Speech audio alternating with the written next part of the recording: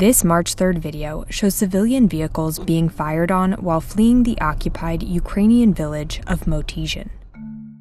Located outside of Kyiv, between Motizhin and Yasna-Hradka, a roughly 4-mile stretch of road served as a crucial but perilous escape route from incoming Russian forces. Local police said 37 civilians died here between late February and the end of March. The Wall Street Journal analyzed videos, photos, messages posted to social media, and weapon debris. We interviewed multiple people in the village and reviewed phone calls between residents. We didn't account for all of the deaths, but we found evidence from a few key incidents that give a window into how a 4-mile stretch of road became one of the most blatant examples in the war of Russian soldiers attacking civilians attempting to flee.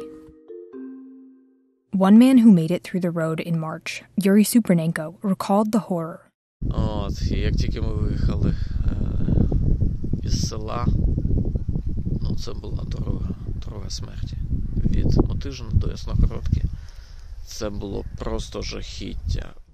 There are 3 main routes in and out of Motizhin. During the first week of the war, the 2 roads to the north became the site of many civilian killings as they tried to flee Russian forces pushing south.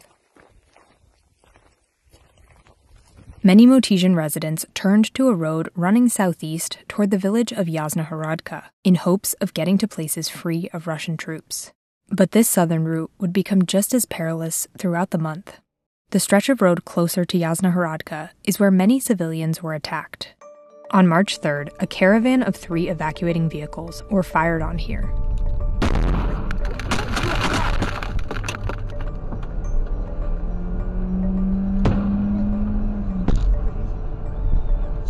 Weapons experts say that the 2 projectiles seen in these videos are likely mortar and appear from the left of the frame, indicating that they were likely shot from the northeast side of the road, just east of Motizhin, which a driver in one of these vehicles confirmed.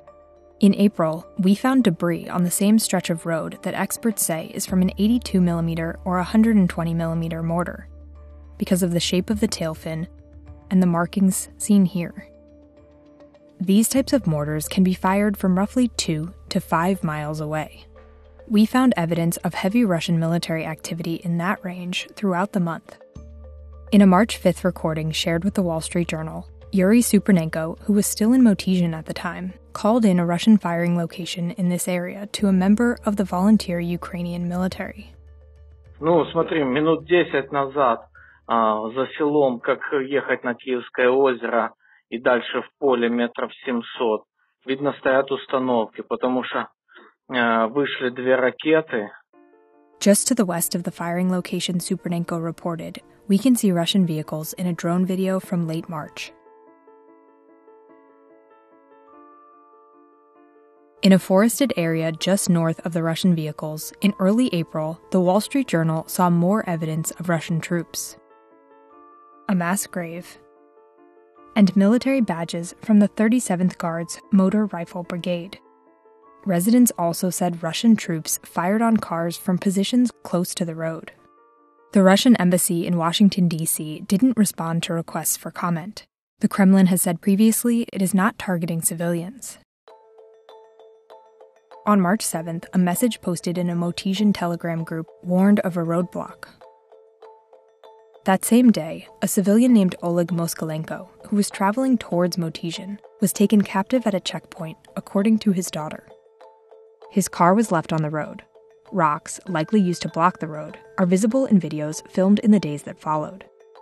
Moskalenko's friends and family used the Find My Phone tool to track his phone. The last coordinates point to a line of trees along the road. Moskalenko's daughter said that he was questioned about being a member of the Ukrainian forces and beaten. He was eventually released by the Russians and is now recovering in a German hospital. We can still see Oleg's car on the road in a March 10th video filmed by evacuees. We also see another car abandoned nearby, suggesting more civilians were captured or fled. On March 16th, a news video shows a 3rd car that's been abandoned, a damaged red station wagon with a white cloth tied to a side mirror, and a sign in the windshield that reads children in Russian and Ukrainian. Near the vehicle, Ukrainian soldiers discover the dead body of a local man. Facebook messages reveal that a woman driving in the car was rescued and taken to the hospital with injuries. We were unable to determine whether she ultimately survived. What Yuri Supernenko describes in the March 17th video after his escape speaks to the lasting toll of Russian brutality on the road. Трупи, вони вже посинівші, розстріляні автомобілі, в яких угадувались силуети дітей. Мої діти все це бачили, у старшої була істерика. У вісні просипається, малий також постійно кричить, не хочу розповідати.